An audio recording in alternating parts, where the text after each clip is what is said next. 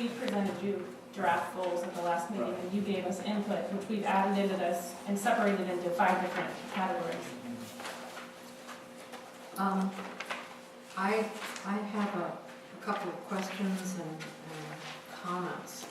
I don't know where this falls, perhaps into safety, but one of the things that I would like us to consider as far as community safety is concerned is looking into the possibility of another entrance between Felton Gables and the park. I don't believe that that existing entrance is safe.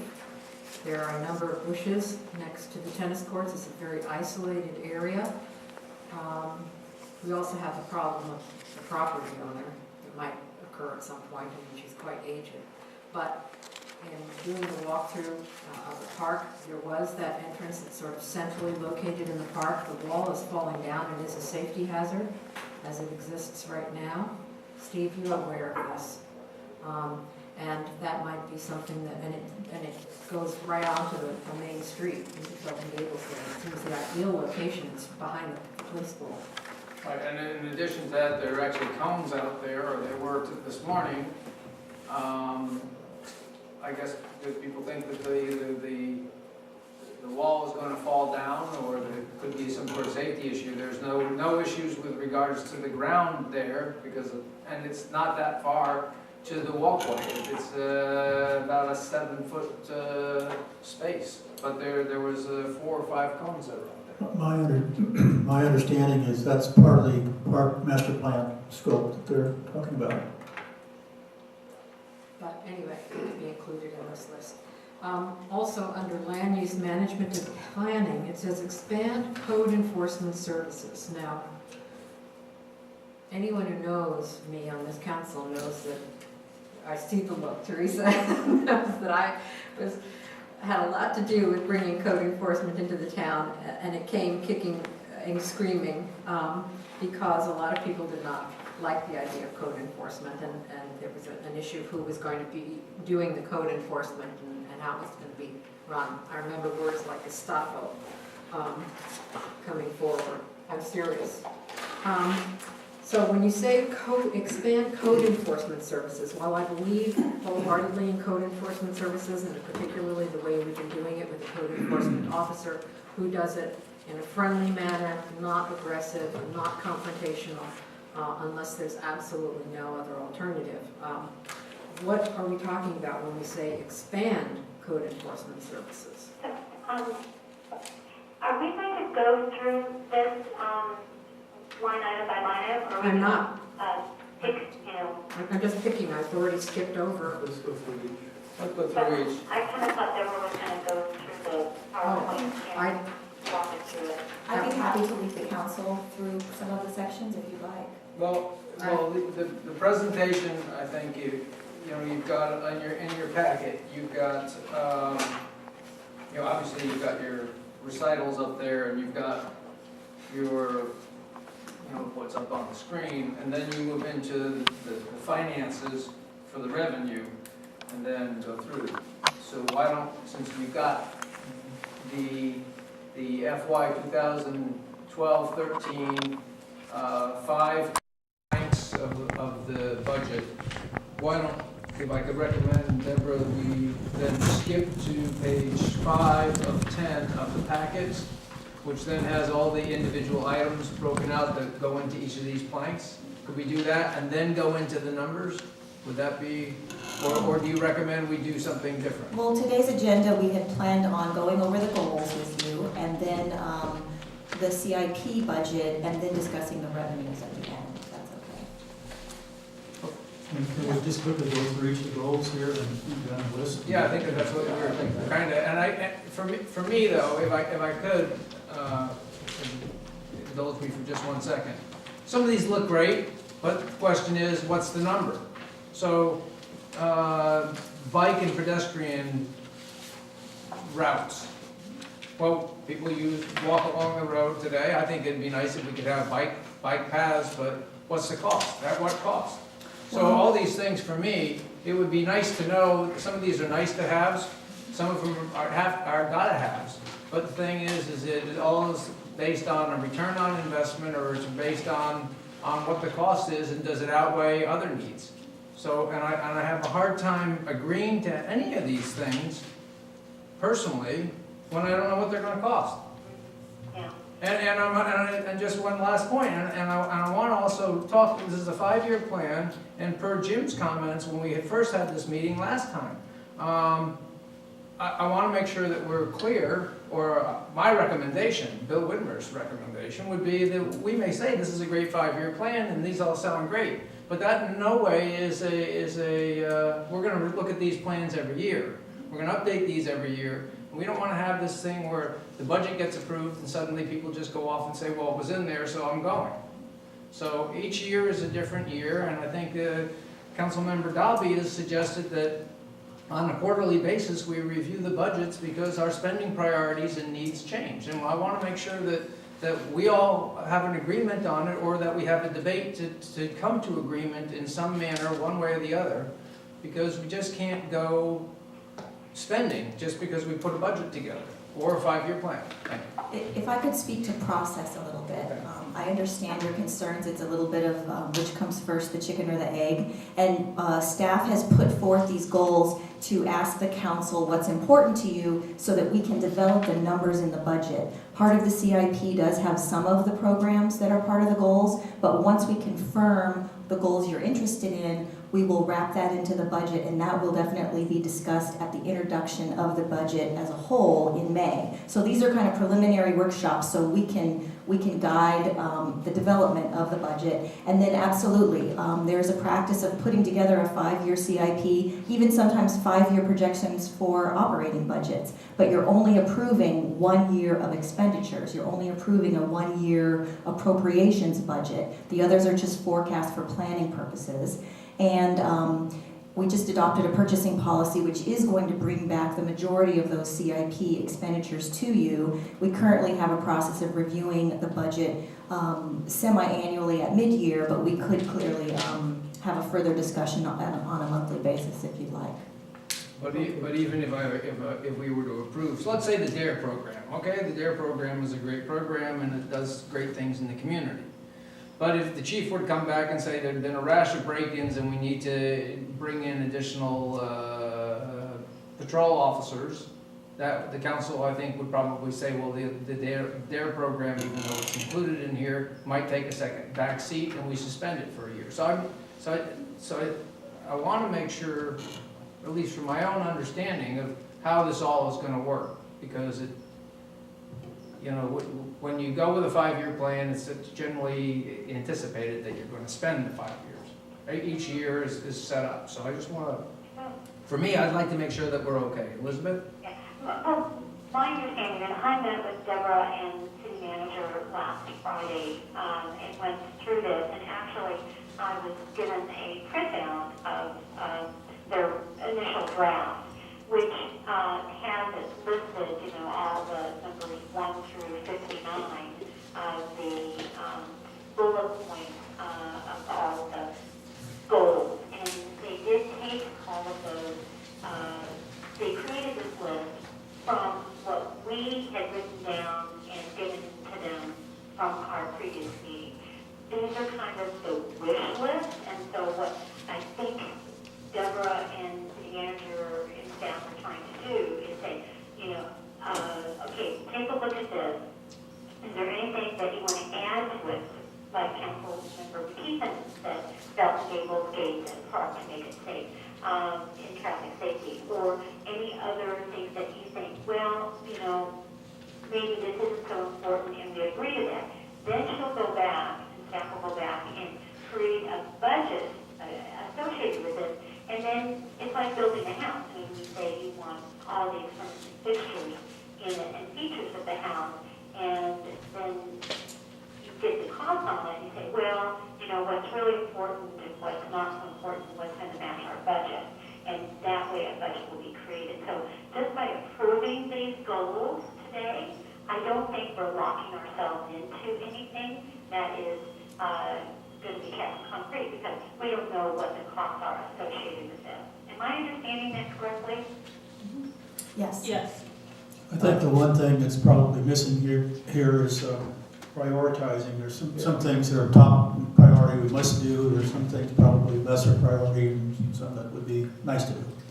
Good point, yeah. Can I say something? Absolutely. Yeah, my feeling, you couldn't be against any of those goals. It's kind of like motherhood, you know? There's nothing in there you can be against. They're all good ideas and everything else, but on the other hand, eventually we're gonna have to come up with a prioritized set of things we need to do.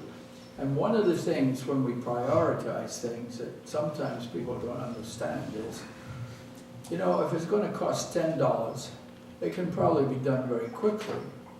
If it's gonna cost $100,000, it needs to be given a lot more thought. So we need to really look in our prioritization of ways in which we can separate the wood from the trees.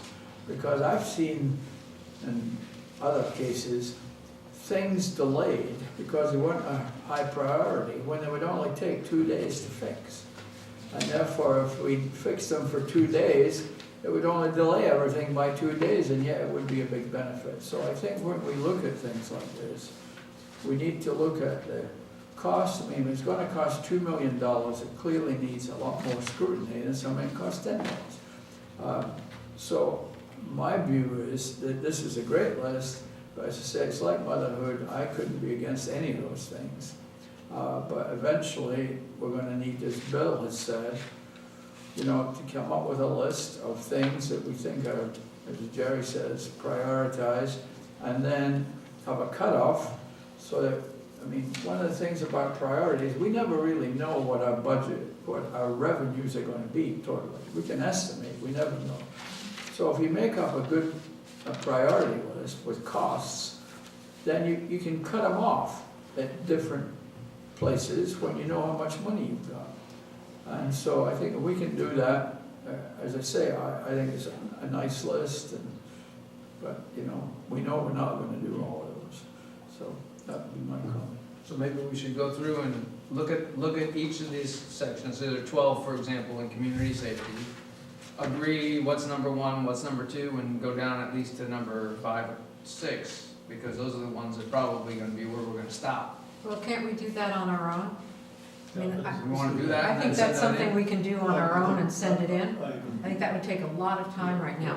What I thought this was it was sort of like a mission statement, rather than something that we were actually, you know, at this point prioritizing, but these are the sorts of things that, this is what we want to be able to accomplish. And then we start working on prioritization, and we start working on budgets for them. And that's why I was just talking about things I thought needed to be added to the list, rather than, or some comments about it, rather than specific numbers or how it's presented, because all you have are topics. So, yeah, I think we can prioritize it in topics, but, I have one addition I'd like to make under the high-speed rail involvement. I think we also have to have involvement with Caltrain now, electrification, and probably the Dunbarton corridor. Yeah. So it needs to be anything affecting the rail corridor. It's under a landscape. Yeah. Land use plan. land use management. Okay. So could I continue with what I was doing? I could respond to your question about code enforcement. There was a council member, I don't remember which one, that requested that we increase code enforcement services to 2 days a week. And so we took that as expand code enforcement. Well, I thought we'd actually had approved that back in December 2010, that we authorized a change. I think it was the time. We can go back, I'll go back and look, but we did it, enhance the Group 4, I think it was, with Bob Cushing's that through. It's CSG. CSG, we enhanced it to add a second day. And No. yeah. I'll find it. Well, I we were thought just we added responding to more a comment. hours. We were just responding to a council member comment, and that's why we included it in there. If you'd like us to reword it, we're happy to. Yeah, because I don't think we just want to carte blanche expand code enforcement services unless there's some issue that we need to address. I think he's been able to manage with the time that we've given him. We did, I think, expand his hours a bit. Yeah, We and added some money to his budget. the new garbage ordinance has actually, it's taken a while. Yeah, I'm sure it has. But But that probably should dwindle with the passage of time, I would hope. Well, I would sort of disagree with that because I get a lot of complaints from people that normally would be handled by Bob Cushing. And, you know, he just doesn't have enough time to handle a lot of them. So, generally speaking, everything I hear about him is positive, and I think there are a lot of people that just don't get his services. Well, then, it's not expand the services, it's more time. But I think that depends upon whether or not we really need it. And I think that has to be looked at, whether or not he hasn't been able to respond to people's complaints. Okay. The other thing is, under 48 and 49, this may be semantics, but I think it's important. 48 says facilitate and support town center task force. I think if you're going to support one task force, you should want to support the other. And I would like to see facilitate and support the library steering committee. Then you have new library process entitlements. I don't know what you mean by that. Direct design, the design is going to be directed by the community, and then ultimately the oversight is the city manager. So I don't know what that means. And manage construction, that's the city manager and the project manager. So I don't know why that's in there. The council has nothing to do with manage construction, nor does the library steering committee, nor with direct design. So, and process entitlements, I don't even know what it means. So I think maybe you just want to say facilitate and support both committees, because the other things are within the scope of the purview of the city manager and the architect in one case and the project manager in the other, and then the project manager works with staff.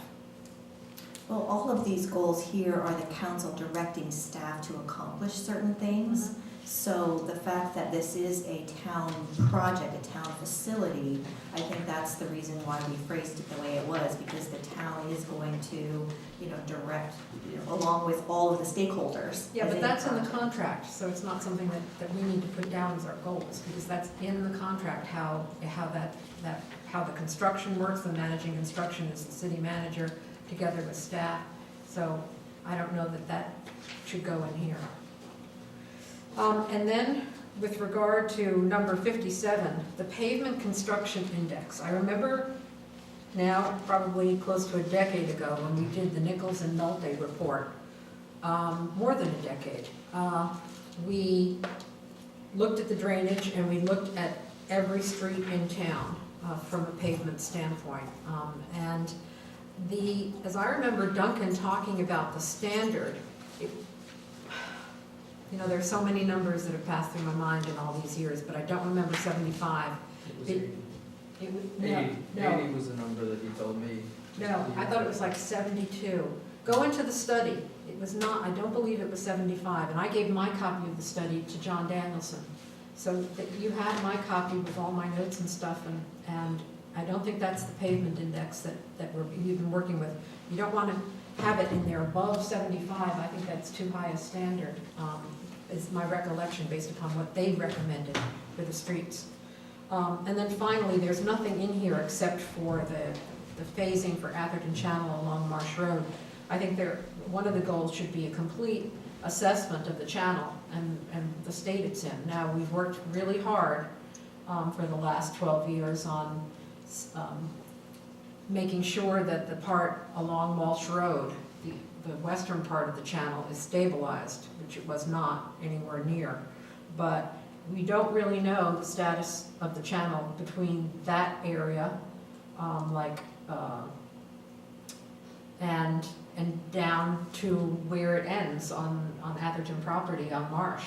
And I think you used to do walkthroughs with Duncan on an annual basis. And I don't know if that's been done.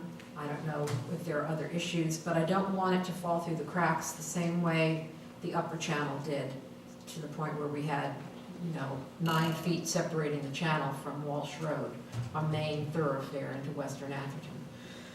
So I think that's another thing that needs to be looked at. What about the flooding problem? The what? What about the flooding problem with Redwood City and county and so Well, forth? that's the Nichols and Nolte, that's a good point.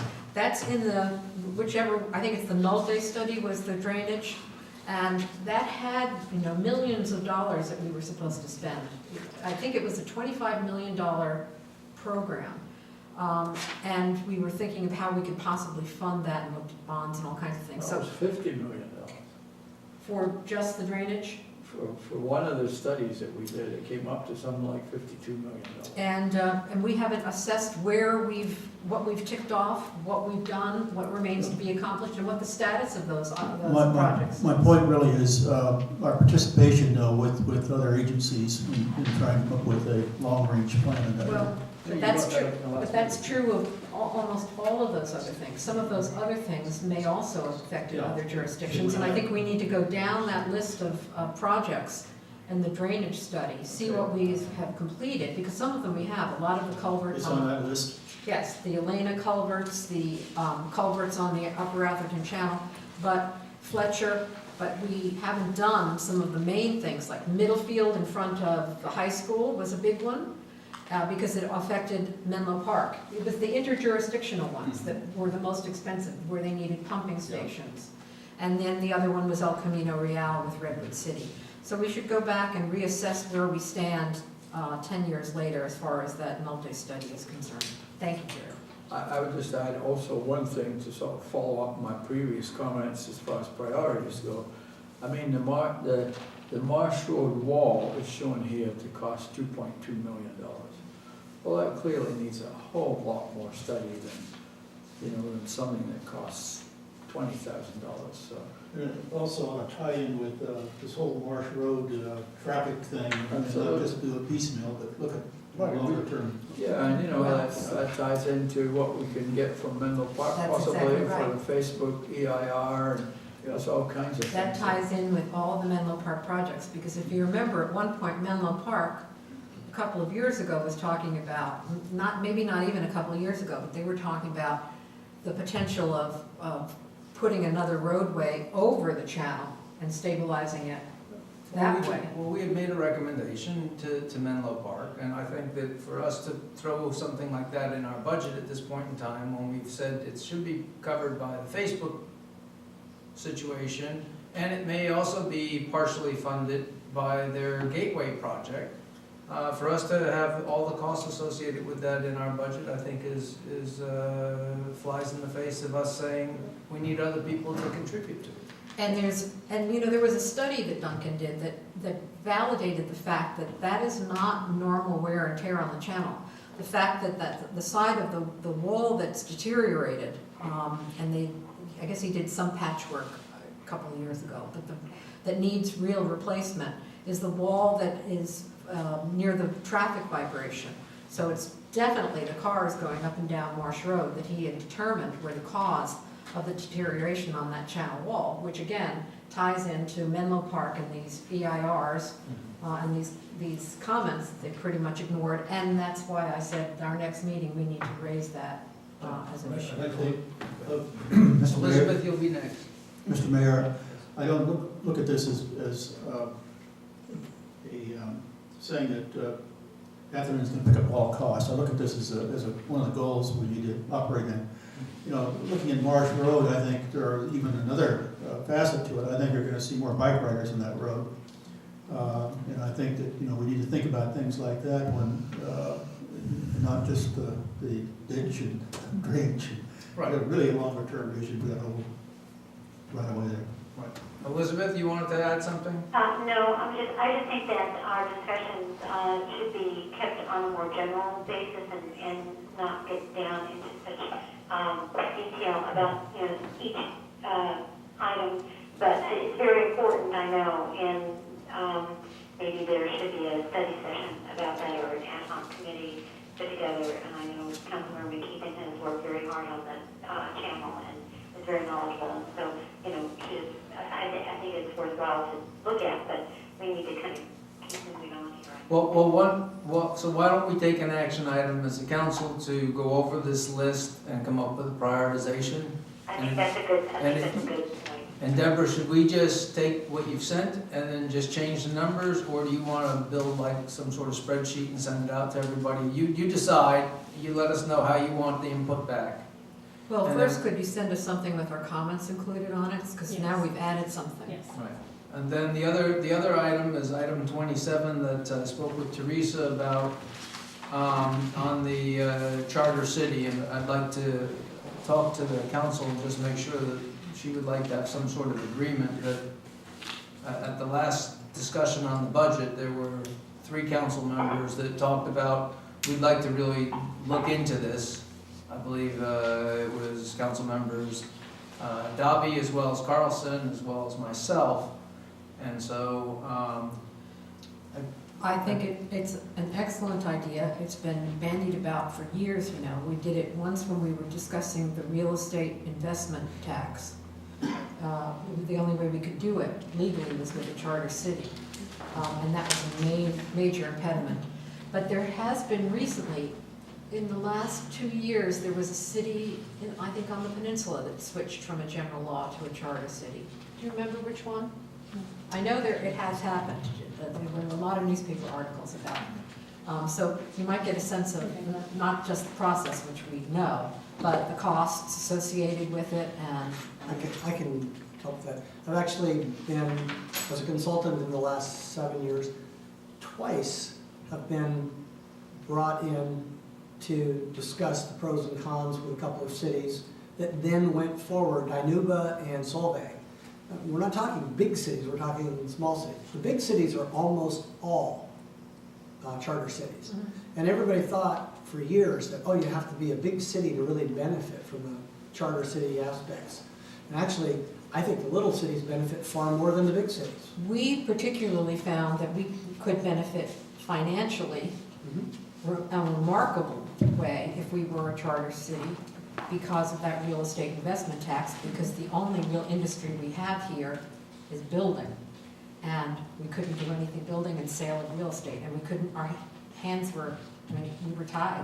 We couldn't do anything. but Teresa wanted to have acknowledgement from the council that we wanted to have that as an agenda item to discuss at a council meeting, and so I think that you've got, Elizabeth hasn't weighed in, but there you have four right now. Elizabeth, are you okay with that? Yes, I am. I think that's. Okay. I think you can actually go ahead and appoint an ad hoc committee.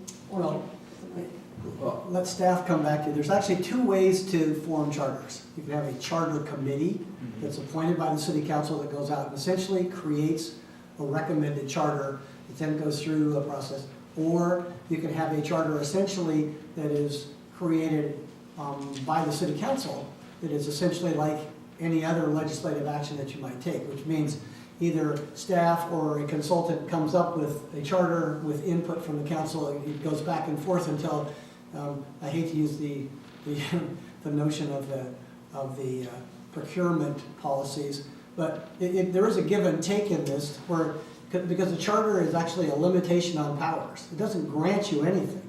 The grant is you have all powers except those that are taken away or limited in the charter or by the preemption by the state of California.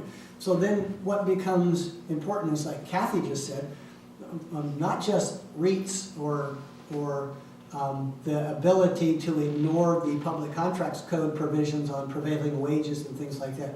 But there's a lot of things out there that basically right now we would require the state legislature to tell us it's okay to do something, as opposed to just saying we have the ability to do that. And then the charter essentially sets out the limits. What I would like to see is the 2 options discussed, who's used them, what are the advantages and disadvantages of each option, and then at a council meeting, discuss that and vote on which option is one. Well, Teresa didn't want to put it on the agenda until we discussed it. So can I just make another comment? One of the things here that's really has to be a high priority for us is increased revenue. And, you know, we don't really talk about that much here, and maybe some other, but early in 2008, before I was on the council, I wrote to the council, I still have the letter, showing if we had a 0.5% real estate transfer tax, I looked at all the sales that had been done previous year, that it would bring in $2.5 million. Now, you know, to me, 2.5 million, a little extra, like $2.5 million, would be very helpful to this town. And therefore, you know, the council at that time, I wrote 2 letters to it, and they sort of ignored my request. But I think this is a good time to do it, and I feel that, you know, if we have to do it, if we've made a decision to try to become a charter city, then certainly I would support it, and I would be happy to be on any committee that was looking at it. We didn't ignore you, we'd already explored it, and we couldn't do it, based on what our abilities were at the time. All right, so you've got what you want out of this, Teresa? Out of Yes, this item? yes. Okay, so, all right, so there's going to be action for the council to get back with Deborah. So what we can do now is you're in control of the presentation. Sorry for the diversion. Because we want to move quickly because it's the city manager's birthday today. I didn't know if you wanted me to announce that. Is that right? Yes. Happy birthday. Thank you. So, Mr. Mayor, 22 again. Mr. Mayor, would you like me to go through this and then we can kind of discuss in general what the high priority items are? Or would you no, why like me don't to come back with a process where council members can prioritize things, we will tally it and bring you back a list? Well, I think if you give us, don't put numbers on these, if I could kind of be prescriptive, don't put numbers on these, just list all the things we just talked about and resend this out and then leave a space for people to put a priority number. Each person will put their own priority number. And then you can present back to the council what the average priority was, and we can discuss those or debate those if we want it. So I don't recommend that we spend time talking about pages 5, 6, and 7 in detail, but we go through the rest of your presentation, if that's okay.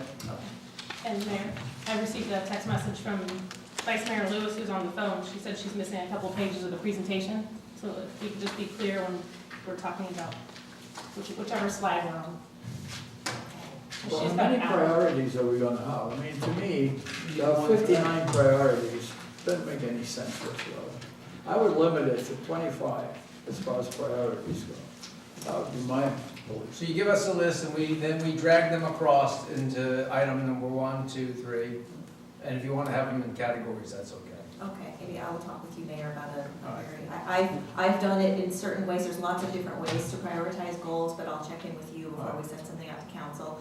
As you noticed, we did put them into categories, so our last conversation was very departmental driven, and in this listing that you have attached to your staff report, we've grouped them into kind of larger strategic goals: community safety, financial stability, organizational development, land use and planning, town facilities and infrastructure. And then within each of those categories, we also put kind of, different headings to summarize the individual tasks. And so that's what you have before you. And we did, as I mentioned at our last meeting, staff was going to go ahead and do that. And hopefully it is, the categories that we've created resonate with you, and there's something that we can show the community that this is what we're about. These are the things that are important to us. And the details of how we accomplish those are kind of, you're right, they're departmental tasks that will be part of the budget. And we are happy to have the council help us prioritize those. That would be fantastic if we can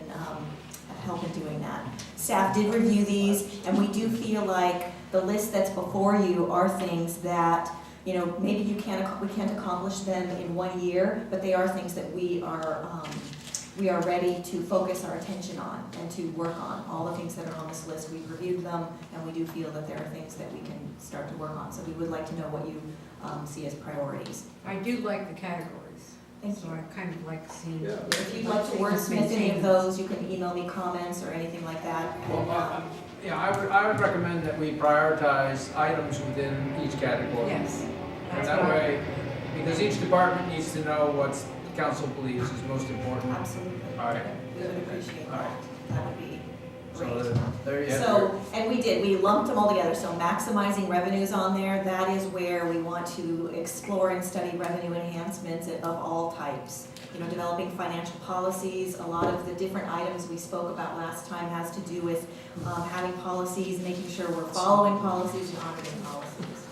Thank you. So as you change the charts, can you just say what page you're on so that the vice mayor can keep up with what we're looking at on the screen? I hope this is the same as what the vice mayor has. I don't think it is, because my presentation is pretty blank.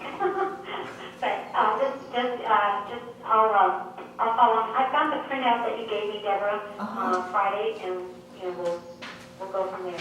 Well, the PowerPoint is only the very high level. I did not put the details into the PowerPoint, so maybe you do have the same one that we're looking at. I'm sorry I didn't get a chance to talk to you about it, but it's a very high level. So the details are really in the handout of the staff report. So I believe this is the same presentation you're looking at. So, and I'm sorry, I don't have the slides numbered for some reason, but you know, after the main goals, then we go through each of the goals, and there's maybe 3 to 4 subcategories. So we're on financial stability, long-range planning, financial policies, minimizing costs, maximizing revenues. So on charts, I guess that's 13 out of 26 in my book.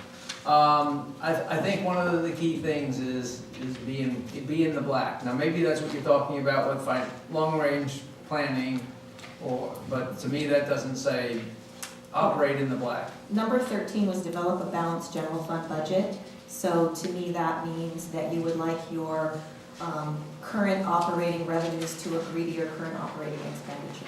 I think it should be a plank. If you make it a plank up there in this overview presentation, if this is what we're going to be showing to the public, this is where we're trying to go. Operating in the black should be right up there, number 1. Number 2 is long range. That's my goal. That's my thoughts. And then have the policies and everything else that helps you do that. But number 1 is operating in the black.